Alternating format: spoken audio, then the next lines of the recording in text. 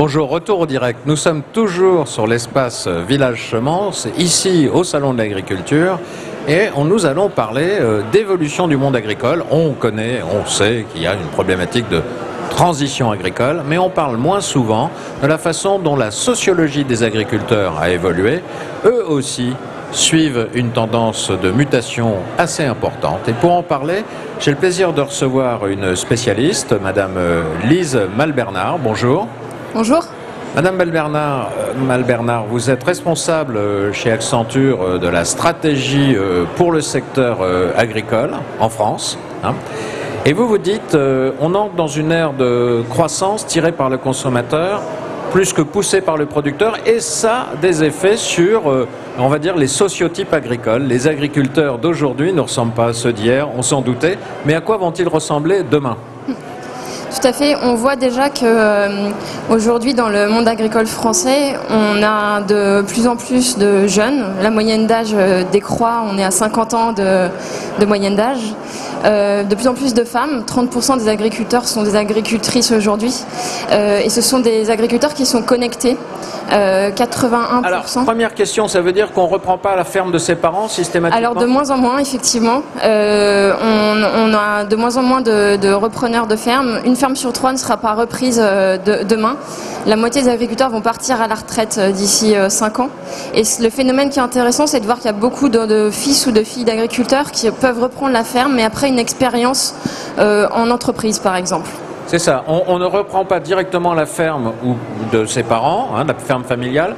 On fait un tour vers une expérience dans le privé et on revient en connaissance de cause reprendre la ferme. Ça veut dire que les profils ont évolué. On a des gens qui ont un autre background, si on peut dire. Exactement. Et aussi, le point important, c'est que ce sont des digitales natives, pour parler français, et donc des personnes qui effectivement consultent au quotidien la météo sur Internet et ont un certain nombre d'applications pour faciliter leur travail au quotidien.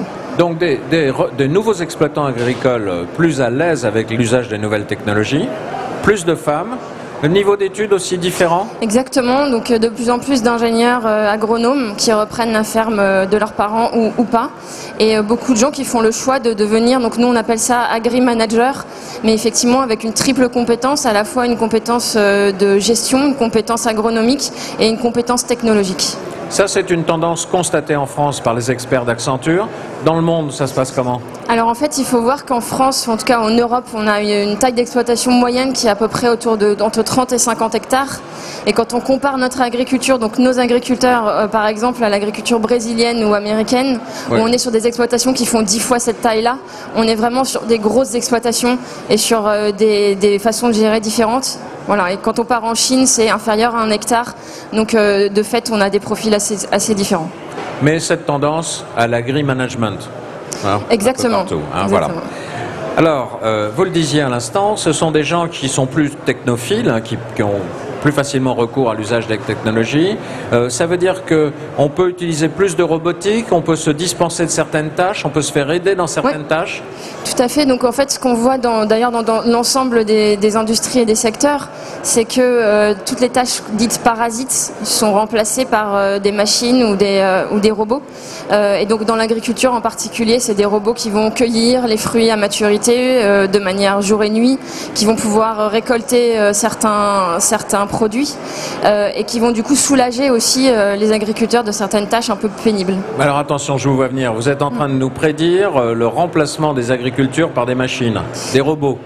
Alors ça, c'est un petit peu le mythe. Je vous dis ça pour que vous nous disiez le contraire, rassurez-nous. C'est un peu le mythe homme-machine, mais c'est effectivement plutôt, ce qu'on voit, c'est plutôt le remplacement de tâches parasites et pas le remplacement d'agriculteurs. On pourrait parler d'agriculteurs augmentés par la robotique, par exemple. L'agriculteur augmenté, c'est pour ça d'ailleurs que le métier est plus accessible aux femmes qu'avant ?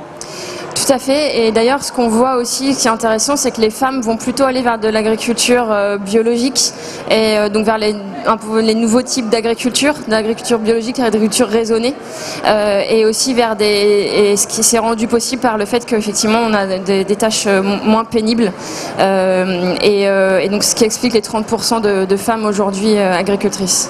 Une agriculture mieux pilotée par l'usage, on en parlait il y a quelques instants sur le village Semence, de l'usage de l'intelligence artificielle au service d'un meilleur agri-management. Exactement. Et ce qu'on peut dire aussi, c'est qu'il y a deux enjeux, je pense, aujourd'hui, c'est comment former ces agriculteurs à ces nouvelles technologies, cette nouvelle génération, et aussi comment financer ces nouveaux profils d'agriculteurs. Eh bien, on le voit, le monde agricole est en profonde mutation. On voit que les agriculteurs eux-mêmes évoluent très vite dans leur métier. On passe à l'agri-management grâce à l'intelligence artificielle, plus de femmes.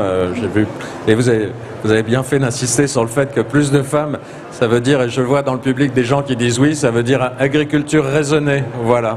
Merci beaucoup Lise Malbernard pour ces explications. Je rappelle que vous êtes responsable de la stratégie chez Accenture France pour le secteur agricole. Voilà, merci de votre visite. Et vous tous, à bientôt sur Acteurs Publics TV pour une prochaine émission en direct sur le Salon de l'Agriculture.